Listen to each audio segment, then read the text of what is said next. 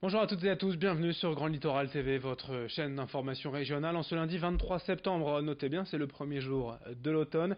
On a passé l'équinoxe et on va encore bénéficier d'un peu de soleil aujourd'hui avant une nette dégradation et le retour des pluies presque toute la semaine. Un peu de répit aujourd'hui, certes quelques rares averses ce matin sur le littoral, mais dans l'ensemble la journée sera plutôt belle, sèche et dégagée, avec des températures quasiment de saison, 20 degrés à Saint-Omer, 19 à Dunkerque, 18 à Boulogne. Les prévisions météo complètes bien sûr après ce journal. À la une, puisque l'on fêtait les journées européennes du patrimoine ce week-end, l'occasion de découvrir ensemble la 26e édition de la fête de la Beurrière à Boulogne, juste au-dessus du port et du quai Gambetta. La fameuse rue du Machicoulis et ses maisons de pêcheurs ont ainsi ouvert leurs portes au public pour la seule fois de l'année. L'événement permet aux artisans de l'ancien quartier des Marins de présenter leur savoir-faire, avec toujours de bonnes odeurs de keeper au restaurant Guinguette et quelques boissons et spécialités de Capécure à découvrir au bar, sans oublier les animations et le folklore avec les chanteurs et danseurs en costume traditionnel boulonnais. Explication avec Jean-Pierre Ramet, président de l'association du musée de la Beurrière à Boulogne, et ce week-end au micro de Corentin Escaillé.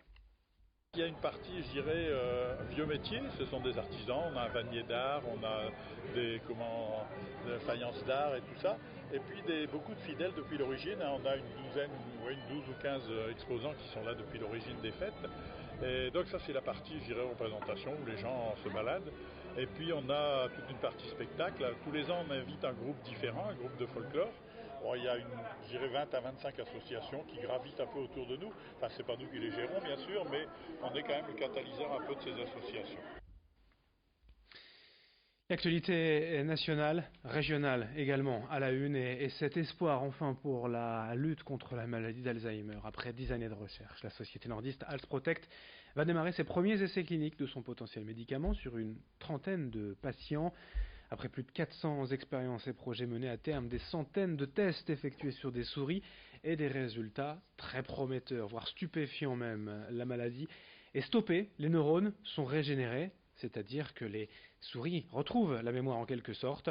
Aucun laboratoire dans le monde n'a jamais eu de tels résultats. La société nordiste est pleine d'espoir et vient d'obtenir l'autorisation de démarrer les essais cliniques sur l'homme, mais il faudra encore attendre 2021 pour récolter l'ensemble des résultats et connaître l'efficacité de la molécule. Explication au micro de Rémi Desremeaux. On a la chance à Lille d'avoir parmi les meilleures équipes Alzheimer en recherche et en clinique. En fait, l'enjeu, il est mondial. C'est un marché économique important, mais aussi un problème de santé majeur. Donc, je pense que si on est les premiers ou parmi les premiers à montrer enfin des effets positifs chez les patients en clinique, on aura une opportunité de croissance rapide. Donc le but est vraiment de faire ce que l'on appelle un deal avec un partenaire de l'industrie pharmaceutique qui lui sera capable d'amener rapidement ce produit sur le marché. L'actualité en bref également est ce dramatique accident, un de plus, impliquant une moto ce week-end dans la région. À Samé, près de Boulogne, une femme de 46 ans est morte samedi sur la route départementale vers Doudoville. Seule en cause, selon les premiers éléments de l'enquête, elle aurait perdu le contrôle de son engin. Linda Burros tenait la ferme du Lesca depuis quelques années. Elle y recueillait, soignait des animaux maltraités. Depuis l'accident ce samedi, ses proches tentent de prendre la suite et de trouver de nouveaux foyers pour ces animaux. Dans l'actualité et également dans l'Audomarois plus précisément, la bibliothèque de l'agglomération de Saint-Omer est désormais gratuite pour tous les utilisateurs depuis le 1er septembre.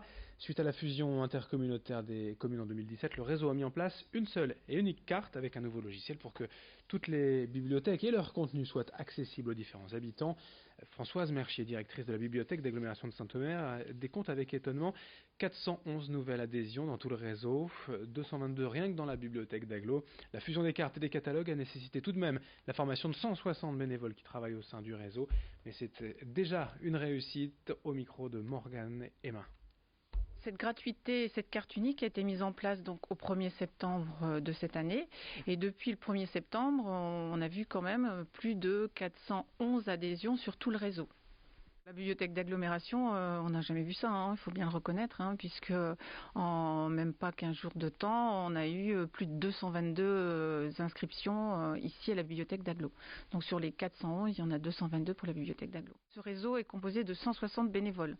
Donc il a fallu former progressivement l'ensemble des bénévoles à cette nouvelle carte, à ce nouveau logiciel, puisqu'on a fait aussi un logiciel commun pour avoir un catalogue commun. C'est un accès à la culture gratuit et au plus grand nombre, et en plus en sachant que ce qu'ils ne trouvent pas ici, ils peuvent aller le chercher ailleurs dans une bibliothèque du réseau. Le Dragon de Calais, très attendu, sera bientôt présenté au public le week-end du 1er novembre lors d'une grande fête dont on reparlera. Et évidemment, en attendant vendredi, c'était l'inauguration de la structure d'accueil de la machine monumentale.